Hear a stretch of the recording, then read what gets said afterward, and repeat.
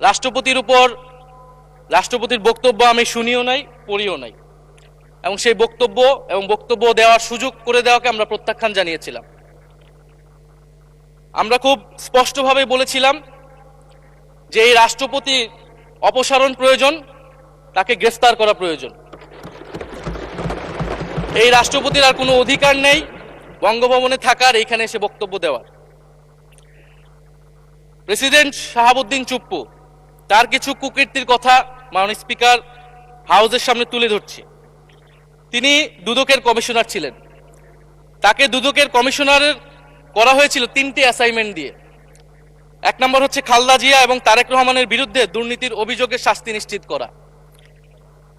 2 নম্বর পদ্মা সেতুর দুর্নীতির অভিযোগ থেকে আওয়ামী লীগকে ক্লিন শিট দেওয়া।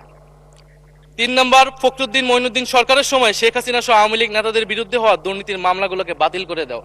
এমন একজন ব্যক্তিকে বিএনপি সরকার রাষ্ট্রপতি হিসেবে এখনো মেনে নিচ্ছে মাননীয় স্পিকার।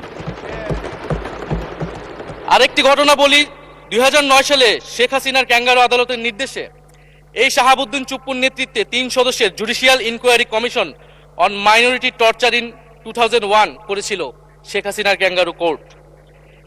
এই প্রতিবেদন অনুসারে বিএনপির 26,000 বিএনপির নেতাকর্মীকে 2001 সালে ক্ষমতায় এসে কয়েক হাজার হিন্দুকে তারা হত্যা করেছে, এজন্য দায়ী করা হয়েছিল মাননীয় স্পিকার।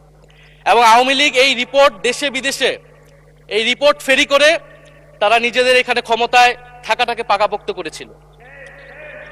মাননীয় স্পিকার, এই রাষ্ট্রপতি চুপ্পু এস আলমের হাতে ইসলামী ব্যাংকে তুলে দেওয়ার কারিগর, 2 কোটি আমানতকারীকে পথে বসিয়েছিল। এবং জুলাই গণহত্যার সময় তার ভূমিকা, ফ্যাসিবাদের সাথে তার সংশ্লিষ্টতা সবকিছু আমরা জানি।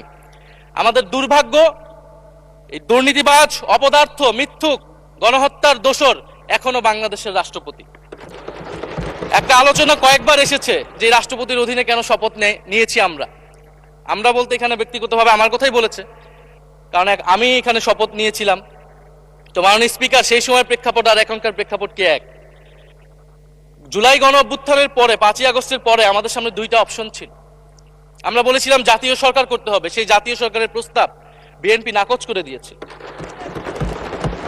আমাদের সামনে আরেকটা অপশন ছিল ক্ষমতা আর্মির হাতে তুলে দেওয়া।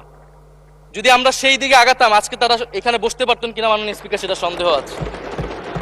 দেশের স্বার্থে, দেশের স্থিতিশীলার স্বার্থে আমরা সেই সময় সরকারে গিয়েছিলাম, আমরা শপথ নিয়েছিলাম। কিন্তু বৈষম্যবিরোধী ছাত্র আন্দোলন খুব স্পষ্টভাবে 2024 সালে কিন্তু এই রাষ্ট্রপতির অপসারণ চেয়েছিল।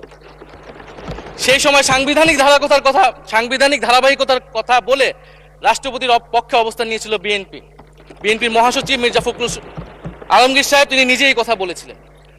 ফলে এখন তো একটা নির্বাচিত সরকার মাননীয় স্পিকার, এখন তো চাইলেই বিএনপি রাষ্ট্রপতি পরিবর্তন করতে পারে সরকার, এবং আমরা বিশ্বাস করি বিএনপিতে সেই ধরনের যোগ্য আস্থাভাজন ব্যক্তি নিশ্চয়ই রয়েছেন। এবং সরকার দলের সদস্যরা অনেকে গৌরবের সাথে বলেছেন যে যেই রাষ্ট্রপতি জিয়াউর রহমানের বিরোধিতা করেছেন, সেই রাষ্ট্রপতি এখন জিয়াউর রহমানের প্রশংসা করছে। মাননীয় স্পিকার, গাধাকে দিয়ে আপনি হাল চাষ করিয়ে এটার মধ্যে কোনো বাহাদুরি নাই। এটা আপনাদের দেউলিয়াত্ব, সরকারের দেউলিয়াত্ব যে সরকার এখনো রাষ্ট্রপতি পরিবর্তন করতে পারছে না মাননীয় স্পিকার।